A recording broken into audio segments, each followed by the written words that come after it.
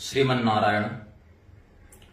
हमारा आज का जो वक्तव्य है, बागेश्वर धाम के नाम से जिनका संस्थान चल रहा है, धीरेन्द्र कृष्ण शास्त्री, अल्पायु में अब अपनी गुरु निष्ठा कहें या जो भी कहें, हनुमान जी की कोई कृपा प्राप्ति नहीं हुई, जिनका ये बार बार उल्लेख करते हैं और पर्चा इत्यादि के माध्यम से लोगों का जो प्रश्न है या उनकी जो जिज्ञासा है उसका समाधान करते हैं। इसी प्रारूप के कारण इनकी प्रसिद्धि है।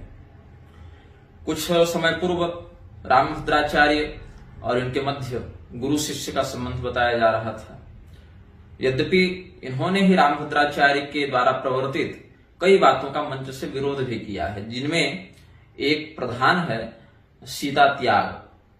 तो सीता त्याग के विषय में जब एक व्यक्ति ने इनसे प्रश्न किया था तो इन्होंने कहा कि सीता त्याग भगवान श्री रामचंद्र जी ने राजधर्म के निर्वहन के निमित्त किया था, जबकि इनके गुरु रामभद्राचार्य का मानना है कि सीता त्याग हुआ ही नहीं, ये घटना ही काल्पनिक है, ये विधर्मियों के द्वारा बाद में जोड़ दी गई।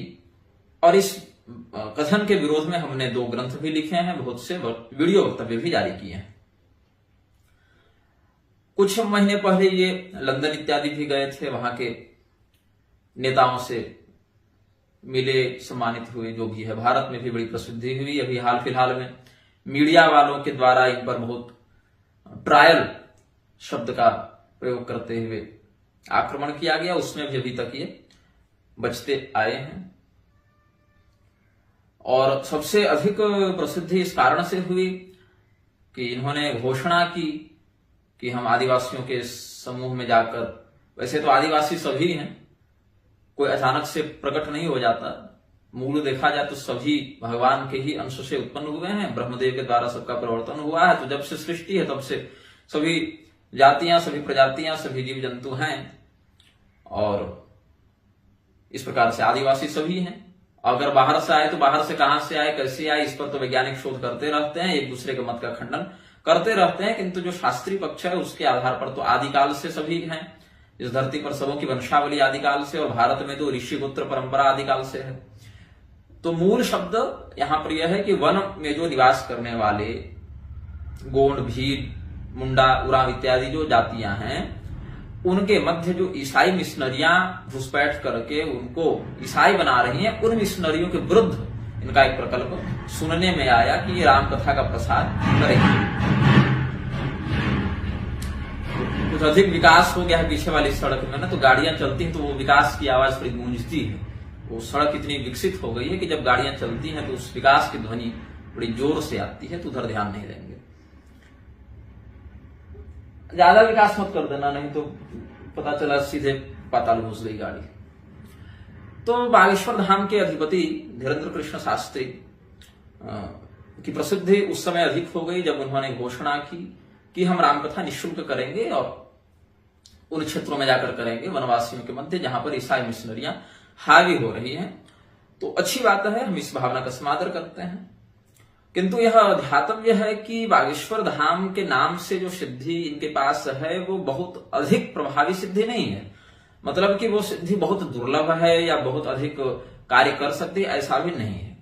वस्तुतः बात ऐसी है कि एक व्यक्ति के विषय में 3 बातें एक दिन में परिचय में वो बता सकते हैं। वे बातें क्या होंगी, कैसी होंगी, इस पर इनका भी नियंत्रण नहीं होता, क्योंकि जो देवता, अब कुछ लोग कहते हैं कि ये कर्ण पिशाचिनी की सिद्धि की है, जिस पर मैं बाद में आऊंगा, तो जो देवता इन्हें सिद्ध हैं वो देवता स्वयं बता देते हैं।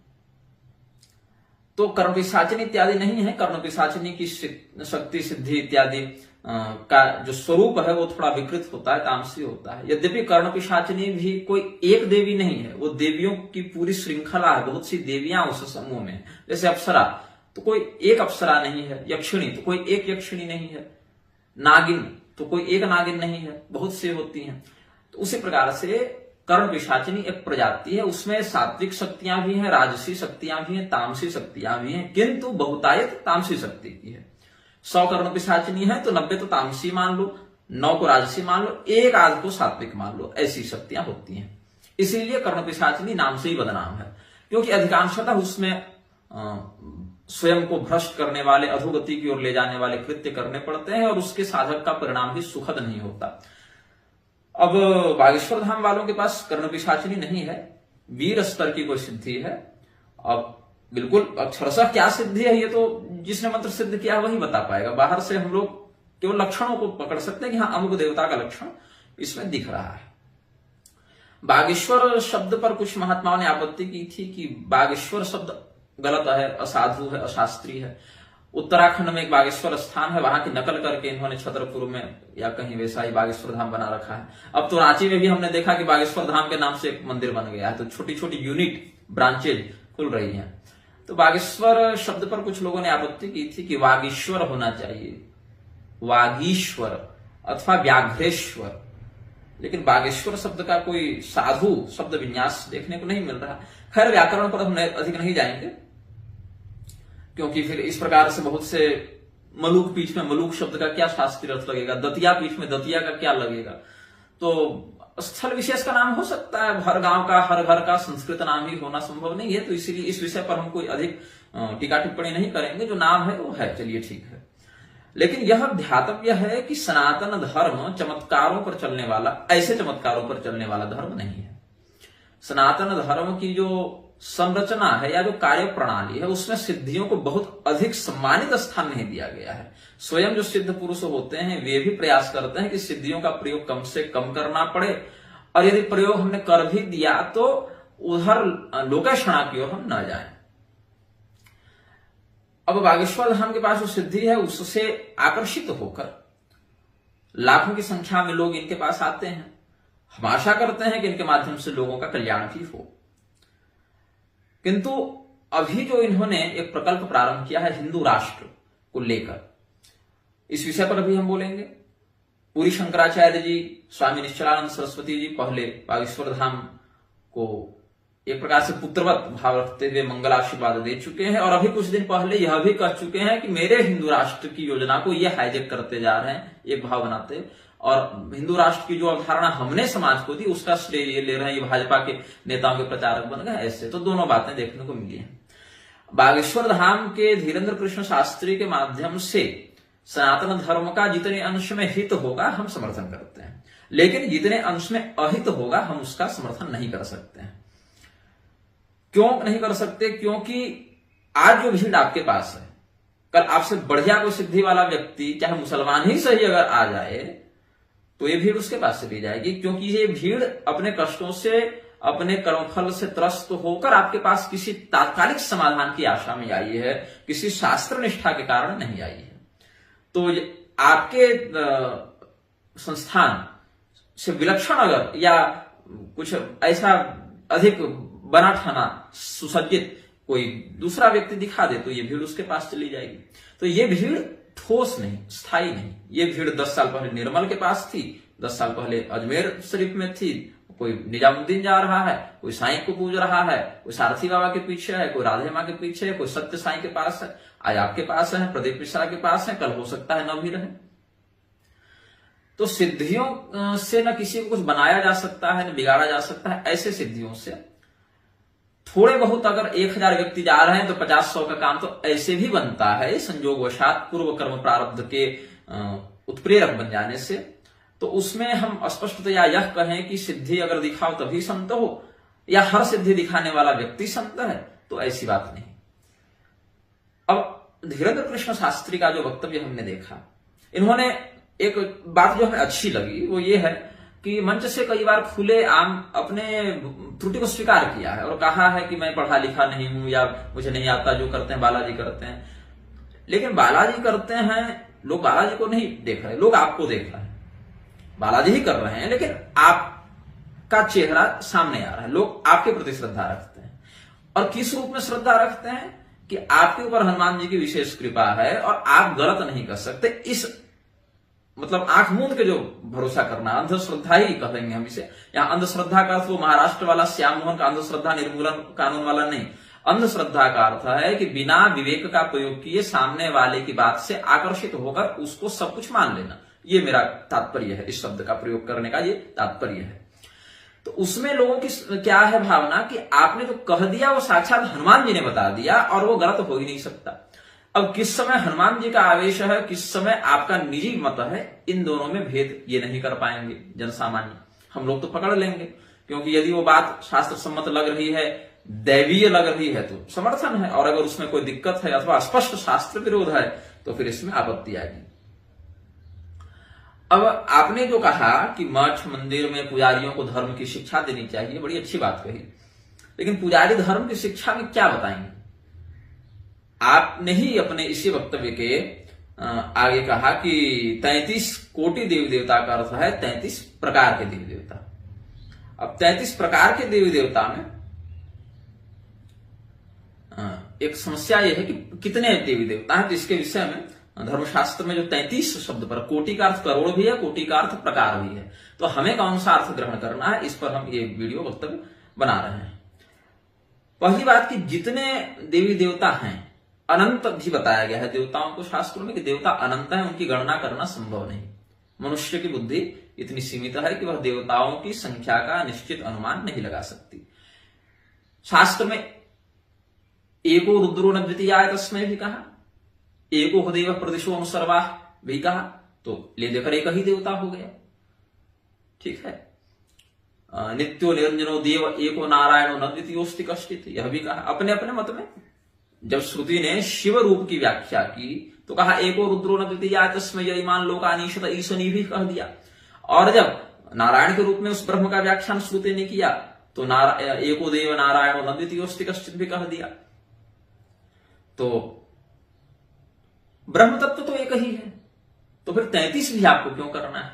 33 भी मत कहो, कहो कि ब्रह्म एक है, अखंड है, अलग अलग रूपों में हम उसका अनुभव कर पाते हैं, उसकी अभिव्यक्ति हम अपने स्तर से समझते हैं, ये कह दिया जाए।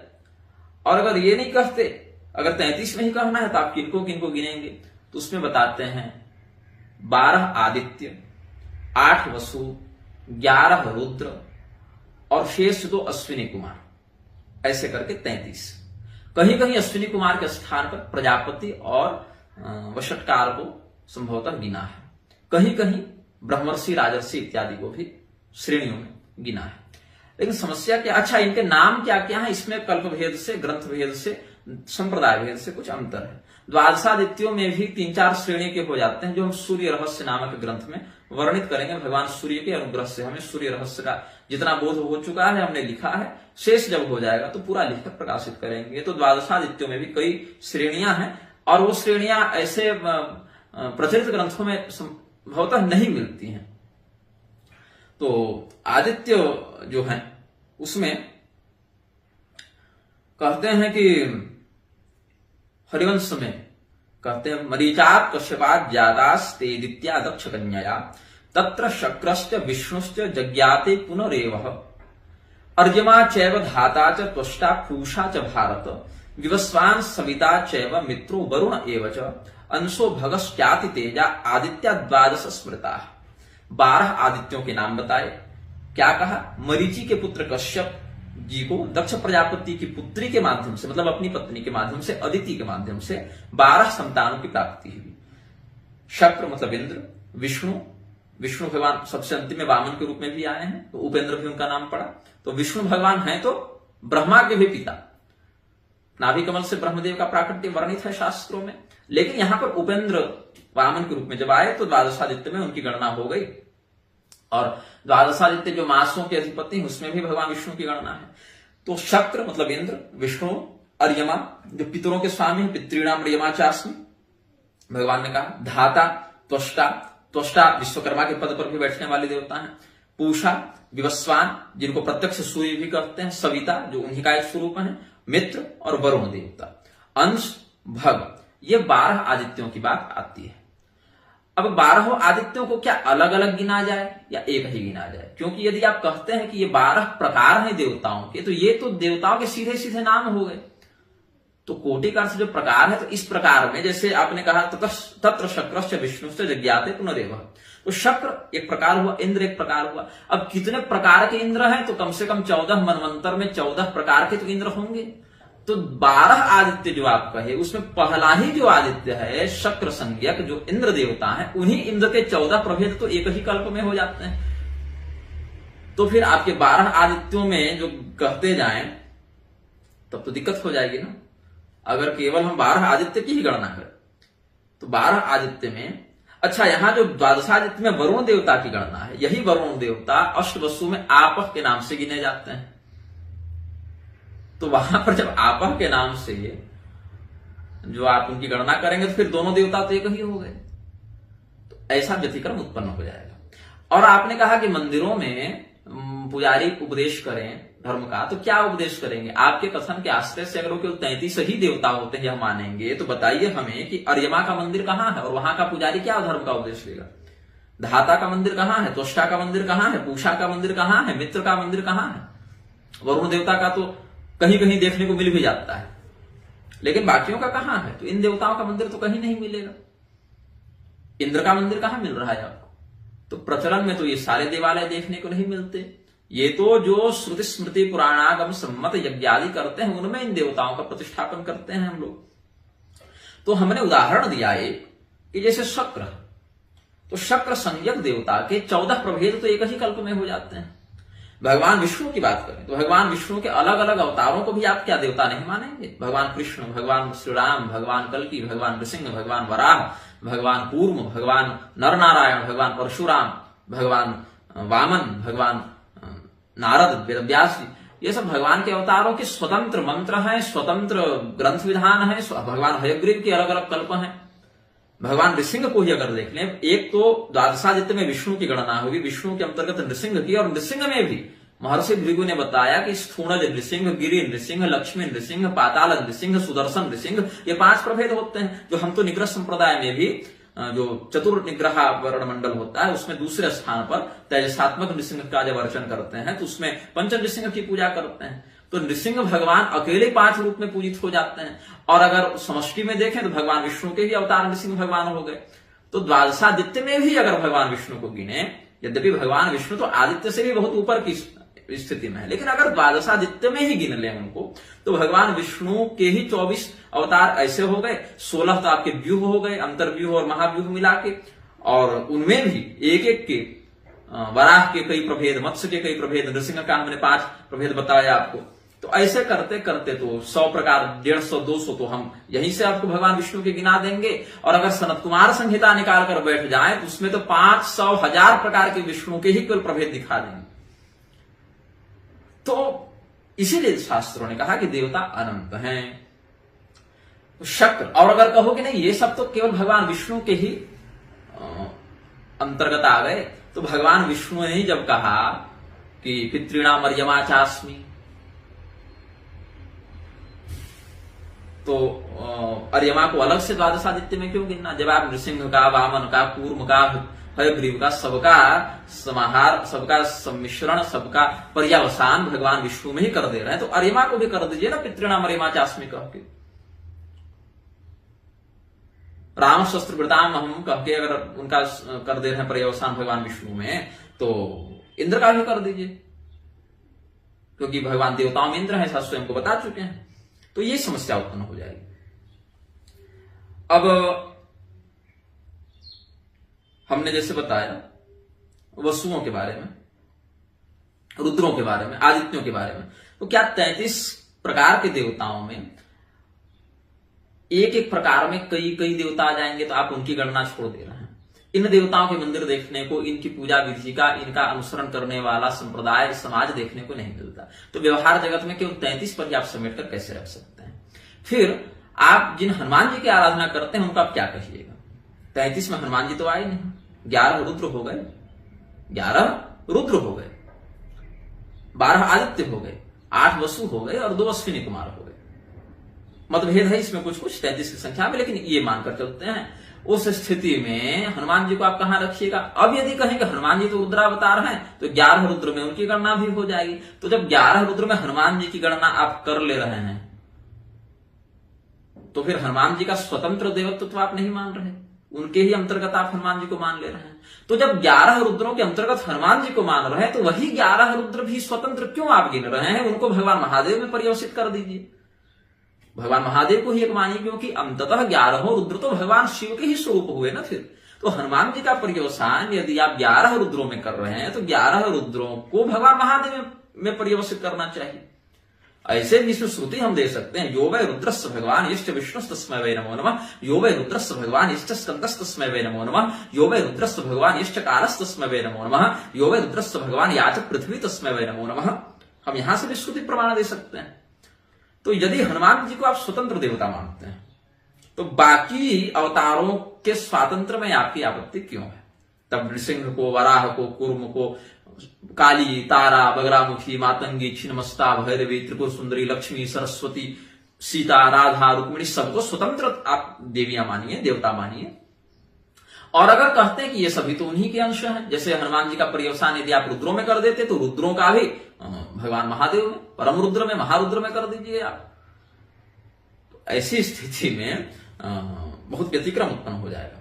और यहां तक कि शास्त्र ने तो कहा, जैसे आप 12 आदित्यों की बात किए तो 12 आदित्यों में हमने बताया कि एक ही प्रभेद, केवल इंद्र को ही ले लें तो त्वष्टा जो है उनके भी 5 प्रभेद होते हैं।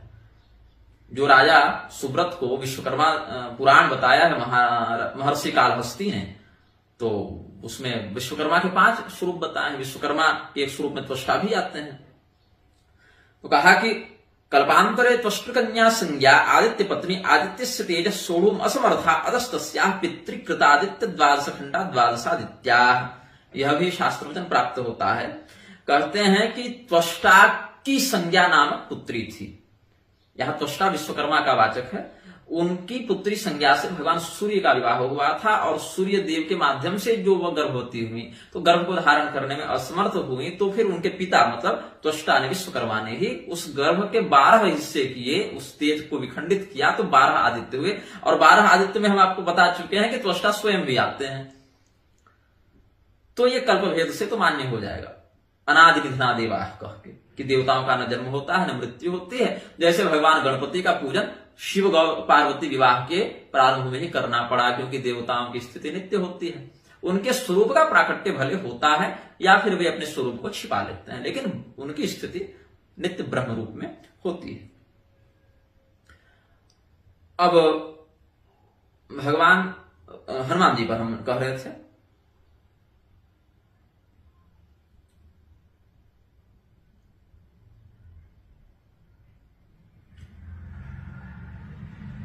इंद्र और प्रजापति की जगह अश्विनी कुमार को भी कुछ लोग रखते हैं। अच्छा, 33 देवताओं में जो भेद है उसमें कहते हैं कहीं कहीं कि इधर जो 12 आदित्य हो गए, फिर 8 वसु हो गए, 11 रुद्र हो गए, और इंद्र और प्रजापति ये 32 और 33 हो गए। लेकिन उस श्रेणी में भी देखे तो इंद्र तो द्वादश आदित्य में पहले आ गए ना, 12 आदित्य में इंद्र की भी तो गणना है, तो फिर इंद्र को अलग से क्यों रखते हैं? अब आदित्य के जो नाम बताए, अंशुमान, अर्यमा, इंद्र, त्वष्टा, धाता, पर्जन्य, पूषा, भग, मित्र, वरुण, विवस्वान और विष्णु, इसमें कहीं कहीं पर्जन्य के स्थान पर सविता नाम भी आया है। अब पर्जन्य इंद्र का भी पर्याय कहीं कहीं है, और इंद्र को ये स्वतंत्र भी गिने रहे हैं। और अगर केवल इंद्र को ही पकड़े तो 14 इंद्र तो एक ही कल्प में हो जाते हैं। वसु के प्रकार बता रहे हैं, आप, ध्रुव, सोम, धर, अनिल, अनल, प्रत्युष और प्रभास, यहां पर ये नाम बताए। अब कल्पभेद से इसमें भी, जैसे द्रोण नाम के वसु जो बाद में नंद बाबा के रूप में अवतरित हुए, देव नाम के वसु जो बाद में भीष्म पितामह के रूप में अवतरित हुए, ऐसे इसमें भी कुछ भेद है। रुद्र के 11 रुद्र के प्रकार बताए, शंभु, पिनाकी, गिरीश, स्थाणु, भर्ग, भव, सदाशिव, शिव, हर, शर्व और कपाली। और अश्विनी कुमार के बारे में बताते हैं कि नासत्य और दस्र, ये 2, ये कुतर्क आर्य समाज भी करते हैं और ये गणना वो भी बताते हैं।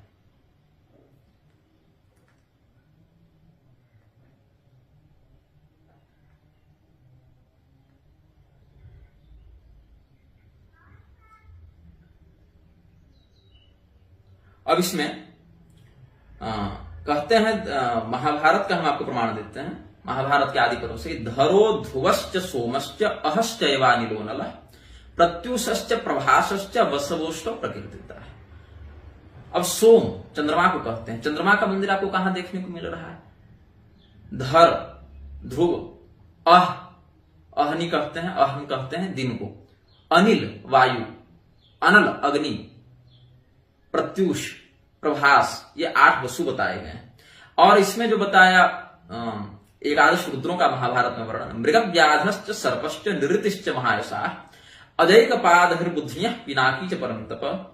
दहनोथेश्वरश्चैव कपाली च महाद्युति स्थाणुर्भगश्च भगवान रुद्रा एकादश स्मृता। मृगव्याध शर्क निरति अजयकपाद अहिर्बुध पिनाकी दहन ईश्वर कपाली स्थाणु और भग। कहीं कहीं यहां पर नील लोहित इत्यादि का भी वर्णन है। नील लोहित रुद्र के अवतार भगवान शंकराचार्य जी बताए गए हैं। और जो आदित्य हैं उसमें द्वादशेवादिते पुत्रा शक्र मुख्या नराधिप। इंद्र की प्रधानता से 12 आदित्य होते हैं। त्रयस्त्रिंशव इत्येते देवास्तेषा महंतव। ये 33 देवताओं की बात महाभारत में वर्णित है। अब 33 देवता कैसे हैं इसके विषय में पंचविंश ब्राह्मण में श्रुति प्रमाण देते हैं आपको। पंचविंश ब्राह्मण के अध्याय 10 से और अध्याय 24 से त्रयस्त्रिंशस्यायतनम त्रयस्त्रिंशत् देवता प्रजापतिश्चतुस्त्रिंश एतदेव त्रयस्त्रिंशस्यायतनमेषास्य बंधुता आयतनवान, ये कहते हैं पंचविंश ब्राह्मण में। तो इसमें प्रजापति को 34वां देवता बताया वेदों ने, जबकि कुतर्की कहते हैं कि प्रजापति और इंद्र को मिलाकर 33 देवता हैं। लेकिन महाभारत में कह दिया कि द्वादशेवादिते पुत्रा शक्र मुख्या नराधिप। इंद्र को लगाकर 12 आदित्य आपको गिनना है। तो उधर तो आपके 33 में से इंद्र घट गए तो हो गए 32। और इधर कह दिया पंचविंश ब्राह्मण में कि त्रयस्त्रिंशस्यायतनम त्रयस्त्रिंशत् देवता प्रजापतिश्चतुस्त्रिंशत् एतदेव। प्रजापति को मिला के 34 देवता होते हैं। 33 के अतिरिक्त प्रजापति को गिना। 24वें अध्याय में कहा य एता उपयन्ति यदेताश्चतुस्त्रिंशत् रात्रियो भवन्ति त्रयस्त्रिंशत् देवता प्रजापतिश्चतुस्त्रिंशो देवतानां प्रजापतिरेवर्धि वृद्धन्ति। मैत्रायणी संहिता कांड 3 प्रपाठक 10 में कहते हैं एकादश प्रयाजा एकादशानुयाजा एकादशोपयाजास्तत्रयस्त्रिंशत् देवतास्ता एवास्येताभिरभिष्टा प्रीता भवन्ति। उसमें याज अनुयाज और उपयाज प्रयाज अनुयाज और उपयाज भेद से 11 विधानों का वर्णन है। उनके अधिष्ठाता तत्व होते हैं। उनके अधिष्ठाता अभिमानी 33 देवता हैं, जिसमें ये 33 देवता में तो इनकी गणना ही नहीं हुई। ये तो उन क्रियाओं के तत्व अभिमानी देवता हैं। ये तो उन विधानों के तत्व अभिमानी देवता हैं, उनमें 33 गणना है। और मत्स्य पुराण के अध्याय 126 में कहते हैं त्रयश्च त्रिंशता सार्धम त्रयस्त्रिंशत् शतानि तु त्रयस्त्रिंशत् सहस्राणि देवा सोमं पिबन्ति वै। जो सोम पाई देवताओं का वर्णन किया उसमें कहते हैं सोम कलाओं का पान करते हैं। 2 मार्ग है ना, अर्चिरादि मार्ग धूम्र मार्ग ऐसे करके। तो उसमें का त्रयश्च त्रिंशता सार्धम त्रयस्त्रिंशत् शतानि तो 3 हैं, फिर 30 हैं, उसके बाद 300 हैं, फिर 30,000 हैं, 33,000 ऐसे करके फिर इतने देवता सोम का पान करते हैं। तो 3 से लेके तो 33,000 तक, त्रयश्च से लेके त्रयस्त्रिंशत् सहस्राणि यहां तक बता दिया मत्स्य पुराण में। तो 3 ही मानो देवता, ब्रह्मा विष्णु महेश कह के 3 कर लो या 33,000 कर लो। कहने का अर्थ है कि देवताओं की कोई एक निश्चित संख्या नहीं बताई जा सकती। हाँ, अमुक कर्म में कितने देवताओं का हम आवाहन करें, पूजन करें, ये शास्त्र बताते हैं कि इस कर्म में इसके अभिमानी या इसके अधिष्ठाता इतने देवता होते हैं।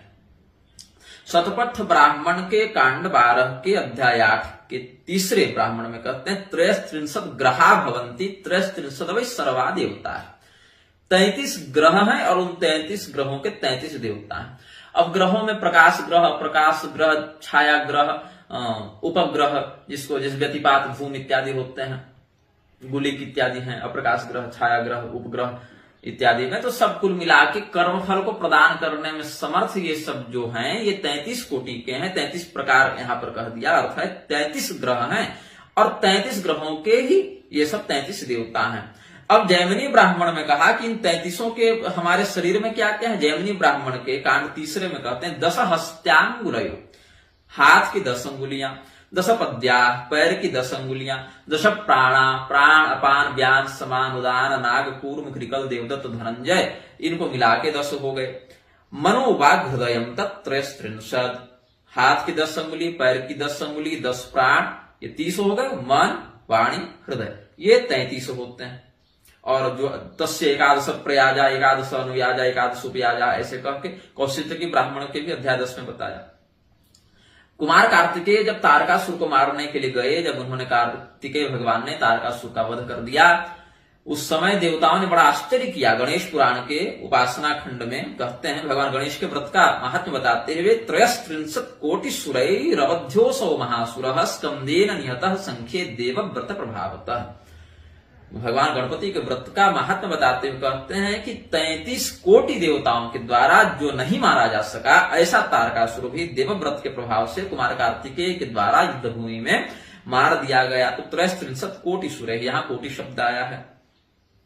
बृहद देवता जो सौनक मुनि का है, जिसमें वैदिक देवताओं का बड़ा सुंदर उल्लेख उन्होंने किया, उसके प्रथम अध्याय में ही आप देख लें, यैस्त्वग्निरिन्द्रः सोमश्च वायु सूर्यो बृहस्पति चंद्रोथ विष्णु पर्जन्य पूषा चाप्रिभवोस्विनौ रोदसी मरुतो देवा पृथिव्यापः प्रजापति देवौ च मित्रावरणौ पृथक सह च तावुभौ विश्वे च देवताः सविता त्वष्टा वै रूपकृन्मतः। इसमें जितने देवताओं का नाम इतने में बता दिया। इसमें आप देखें तो कहा रोदसी मरुतो देवा, मरुत ही आपको 49 मिल जाएंगे। विश्वे च देवा, विश्वे देव मतांतर से कहीं 10 भी मान्य है, कहीं 56 भी मान्य है, हमने दोनों पढ़े हैं। अब 10 वाला तो बहुत आयत से प्रचलित है, नांदी साध इत्यादि में सत्यवसु संज्ञकों का समादर करते हैं लोग। 56 वाला हमने कहीं पढ़ा था बहुत पहले, गीता प्रेस की किसी पुस्तक में नाम भी दिए हुए थे, अभी थोड़ा याद नहीं आ रहा है, खोजना पड़ेगा। तो उधर अगर 10 भी मान लें और 49 मरुत को मान लें तो इधर 59 तो ऐसे ही हो गए, ताकि 33 की संख्या तो दुगनी से भी अधिक इधर बढ़ गई ना। उसके बाद कहते हैं चंद्रोथ विष्णु पर्जन्य, दोनों कहा, यैस्त्वग्निरिन्द्रः सोमश्च, सोम भी कहा और चंद्र भी कहा। तो चंद्रमा का प्राकट्य अलग अलग माध्यमों से हुआ है। अत्रि मुनि के द्वारा भी उनका जन्म हुआ, इधर से चंद्रमा निकले हैं एक बार समुद्र मंथन के द्वारा भी, ऐसे कह के। तो पर्जन्य और इंद्र दोनों भी नाम लिया यहां पर। अब प्रजापति को ही ले लें तो अगर मुख्य मुख्य प्रजापतियों को गिन लें, दक्ष प्रजापति, पुलस्त्य प्रजापति, पुलह प्रजापति, मरीचि प्रजापति, ये सबको ले लें। और अगर थोड़ा और विस्तार से देखें, कश्यप प्रजापति, कर्दम प्रजापति, रुचि प्रजापति, स्वरभानु प्रजापति, इन सबको भी ले लें तो संख्या तो 15, 16, 20 तक पहुंच जाएगी। तो उस स्थिति में केवल यह कहना 33 ही देवता हैं, और कोटि का अर्थ वहां पर करोड़ नहीं अपितु 33 प्रकार है। तो प्रकार भी आप कहां बता रहे हैं, आप तो 33 देवता का केवल नाम गिना दिए। तो 33 आदित्य एक प्रकार हुआ ना, आदित्य एक प्रकार हुआ, आदित्य प्रकार में 12 देवता हैं। फिर उन 12 देवताओं में इंद्र एक प्रकार हुए और इंद्र में 14 देवता हैं। ऐसे वर्गीकरण करेंगे तब ना होगा। इंद्र एक प्रकार अगर माने, अगर कहें कि 12 आदित्य हैं, ये 12 प्रकार के देवता हैं, तो 12 आदित्य में इंद्र एक प्रकार हुए जिसमें 14 सदस्य हैं मनवंतर भेद से। और अगर कहें कि आदित्य में इंद्र एक ही देवता है, 14 देवता नहीं है, तो फिर आदित्य प्रकार हुआ जिसका सदस्य इंद्र नामक देवता है। तो आप फंसा दे रहे हैं यहां पर कि अगर आदित्य को प्रकार माने तो प्रकार तो एक ही कहलाया, जिस आदित्य रूपी प्रकार में 12 देवता हुए। और अगर 12 देवताओं को प्रकार मान ले तो इंद्र नामक अकेले प्रकार में 14 देवता हो जाते हैं। तो 14 और 12 इधर मिलके तो 26 ऐसे ही हो गए। उसमें 8 वसु आप जोड़ दीजिए तो 34 हो गए। 11 रुद्रों को, एकादश रुद्रों को कहां जोड़ेंगे। अगर हनुमान जी को स्वतंत्र देवता आप मानते हैं तो हनुमान जी पूरे 33 में नहीं आ रहे आपके, और बाकी देवताओं के अवतार भी इसी प्रकार से गिने जाएंगे फिर। और अगर हनुमान जी को रुद्रों का अंश में सम्मिश्रण आप कर देते हैं तो रुद्रों को महादेव जी में क्यों नहीं कर रहे फिर। तो ये सब बहुत से व्यतिक्रम उत्पन्न हो जाएंगे। स्कंद पुराण के अरुणाचल महात्म्य में कहते हैं महेश्वर खंडांतर्गत, अत्र देवास्त्रयस्त्रिंशत् पुरा कृत्वा प्रदक्षिणाम प्रत्यहम मार्गमासीना प्रत्येकम कोटिताम गता आदित्याद्या ग्रहा सर्वे पुरा कृत्वा प्रदक्षिणाम संपूर्ण जगती भागे सर्वे ग्रहपताम गताः। तो इसमें 33 देवताओं का वर्णन करने के बाद भगवान महादेव का अरुणाचल महात्म्य में परिक्रमा का जो महात्म्य बता रहे हैं, उसमें कहते हैं कि भगवान अरुणेश्वर की परिक्रमा करने से एक एक देवता में इतना तेज हो गया कि कोटिताम गता है, ये करोड़ों करोड़ों देवताओं के समान हो गए। तो एक यह भी शास्त्र वचन मिलता है, ब्रह्माग्नि वायु सूर्याश्च देवता परिकीर्तिता। ब्रह्मा, अग्नि, वायु, सूर्य इत्यादि को अग्नि पुराण में देवता कहा गया है, लेकिन आपने जो 33 देवता गिनाए उसमें ब्रह्मा जी का तो नाम आपने नहीं लिया। भगवती जो कहती हैं, अहं रुद्रेभिर वसुभिश्चराम्य हम आदित्य रुत विश्वदेवैः, तो उस स्थिति में विश्व देव को तो आप गिन नहीं रहे, जबकि उनका प्रमाण तो वेदों में है। 10 विश्व देव का आप कहां वर्णन करते हैं? शुक्ल यजुर्वेद में देखें, अग्निर देवता, वातो देवता, सूर्यो देवता, चंद्रमा देवता, वसवो देवता, रुद्रा देवता, आदित्या देवता, मरुतो देवता, विश्व देवा देवता, बृहस्पति देवता, इंद्रो देवता, वरुण देवता का भी नाम लिया है। तो वरुण देवता को आपने कहा गिना?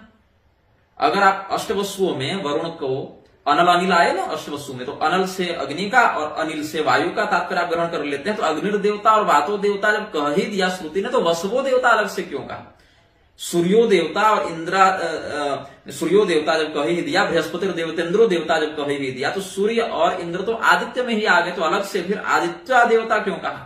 मरुतो देवता 49 मरुत को आप कहां गिन रहे हैं? तो ये तो आप वेद के अनुसार भी अगर आयसमाजी बुद्धि भी लगा दें कि केवल वेद के संहिता भाग को ही मानेंगे, उस स्थिति में भी आपने मरुतों को नहीं गिना, आपने विश्व देवों को नहीं गिना, तो कहां से आपकी संख्या पूरी होगी? तो ये कहना कि 33 कोटि देवताओं का अर्थ केवल 33 प्रकार के देवता हैं, ये गलत है। कोटि का अर्थ धनुष की जो ऊपर में जो यहां प्रत्यंचा बांधते हैं, झुका हुआ भाग, उसको भी कोटि कहते हैं। क्षितिज को भी कोटि कहा गया है। उगता हुआ सूर्य को कोटि सूर्य भी कहीं कहीं कहा गया है।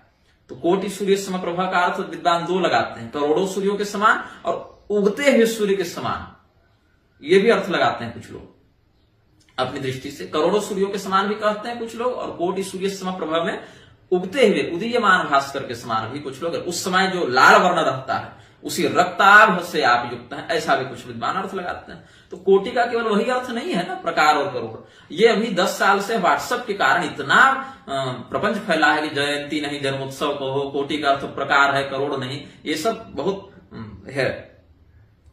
अब योगिनियों को देख लें, 64 योगिनी गावत नृत्य करत भैरो, इतना गा गा के सब आरती खत्म कर दिए आप लोग। 64 योगिनी को गिना ही नहीं, तो क्या आप उनको देवता नहीं मानते? कुबेर जी को देवता मानते हैं? यमराज को देवता मानते हैं? कुबेर पूजा मत कीजिए, फिर विश्वकर्मा जी की पूजा मत कीजिए फिर, क्योंकि आप तो देवता मानिएगा नहीं उनको। काली मैया, तारा मैया, तारापीठ है, दक्षिणा काली है, उनका आपने कहीं वर्णन किया? नहीं किया। बगलामुखी का है ना स्थान दतिया में, आपने वर्णन किया? नहीं किया। भगवान दक्षिणामूर्ति, उनका वर्णन किया? भगवान हयग्रीव, उनका वर्णन किया? नहीं किया। लक्ष्मी पूजा करते हैं, सरस्वती पूजा करते हैं, उनका वर्णन नहीं किया। ग्रहों में से हर ग्रह के देवता हैं, हर ग्रह के मंत्र हैं, जप हैं, दान है, शांति विधान है, उनका वर्णन किया? नहीं किया। तो 33 ही देवता हैं ऐसा कहकर आपने जो समाज में भ्रम उत्पन्न किया है, इसका हम विरोध करते हैं। कारण है विरोध का कि अगर आपके कथन को ही लोग प्रमाण मान ले, तो फिर इन सभी देवताओं की पूजा तो लोग करेंगे नहीं। और मंदिरों में जिन आप 33 देवताओं का नाम गिना रहे हैं, उनके मंदिर है नहीं, उनका कोई शास्त्रीय विधान लोग पालन कर नहीं रहे। तो इसीलिए आपके ऊपर जो लोगों की श्रद्धा है कि हनुमान जी इनके माध्यम से अच्छी और सच्ची बात कहते हैं, उस पर फिर अधर्म का प्रसारण करने का कलंक जो लगेगा, उसके आप पाप के भागी बनेंगे। तो इसको बंद कीजिए। जो जानते हैं, जितना जानते हैं उतना ही बोलिए, अनावश्यक विषयों पर बोलना बंद कर दीजिए। आपके पास जो सिद्धि है, उसी सिद्धि के माध्यम से आप क्यों नहीं पूछ लेते हनुमान जी से कि देवताओं के कितने प्रभेद हैं, कितने प्रकार हैं, देवताओं की संख्या क्या है? पूछ लीजिए उनसे। शेषनाग को आप देवताओं में नहीं गिनेंगे, तो चित्रकेतु ने किस देवता की आराधना करके विद्याधरत्व प्राप्त किया था? संकर्षण भगवान की ही आराधना करके किया ना। 16 मातृकाओं की पूजा करते हैं, गौरी, पद्मा, शची, मेधा, सावित्री, विजया, जया, देवसेना, स्वधा, स्वाहा, मातृ, लोकमातृ, धृति, पुष्टि, तुष्टि, अपने कुल देवता, अपने ग्राम देवता, ब्राह्मी, माहेश्वरी, चंद्री, कौमारी, वैष्णवी तथा चामुंडा, चैव वाराही, सप्तैता, ग्राम मातरा, इनका आपने किया वर्णन? नहीं किया। तो ग्राम देवता भी चले गए, कुल देवता भी चले गए, जिनके मंदिर दिख रहे वो देवताओं का आप गिन नहीं रहे, जिनको गिन रहे उनके मंदिर दिख नहीं रहे। और उनमें भी समस्या क्या है कि अगर आदित्य को एक प्रकार माने, और आदित्य प्रकार में 14 सदस्य हैं, तो 4 ही कोटि के देवताओं में, 4 ही प्रकार के देवताओं में तो आपकी गणना पूर्ण हो गई। आदित्य, वसु, रुद्र, अश्विनी कुमार, ये 4 कोटि के देवता हुए। इसमें आदित्य कोटि में 12, रुद्र कोटि में 11, वसु कोटि में 8 और अश्विनी कुमार की कोटि में 2 देवता हुए। और अगर कहें कि नहीं इंद्र इत्यादि स्वतंत्र देवता में गिने जाए, तो एक इंद्र प्रकार में, इंद्र कोटि में ही 14 देवता आ जाते हैं। तो कहां आप इस प्रकार से समाधान करते चलेंगे? ये भयंकर अज्ञान का परिचायक है लोगों का, जो कहते हैं कि 33 कोटि का अर्थ मात्र 33 ही देवता है। ऐसा नहीं, 33 करोड़ देवता भी हैं, 33 देवता भी हैं, 3 देवता भी हैं, 1 देवता भी हैं, 30,000 देवता भी हैं, 33,000 देवता भी हैं। देवताओं की कोई निश्चित संख्या नहीं है सनातन धर्म में। वो कौन सा कृत्य आप कर रहे हैं उस पर निर्भर करता है। और सर्वतोभद्र मंडल में, नवग्रह मंडल में जितने अधिदेवता प्रतिदेवता देवता, भगवान गणपति को आपने गिना, भगवान कुमार कार्तिकेय को आपने गिना? नहीं गिना। भैरव बाबा के ही 8 प्रकार हो गए। भैरव श्रेणी में 64 भैरव अलग हैं, अष्टकुल भैरव अलग हैं, अष्टकुल भैरव में भी अलग अलग प्रभेद हैं। तो इसलिए ऐसा प्रलाप उचित नहीं है। अब देवताओं के इस स्वरूप का हमने जो शोधन किया, आपके द्वारा जो कथन किया गया था कि 33 ही अर्थ है, ये गलत है, अशास्त्रीय है, अमर्यादित है और परंपरा विरुद्ध है।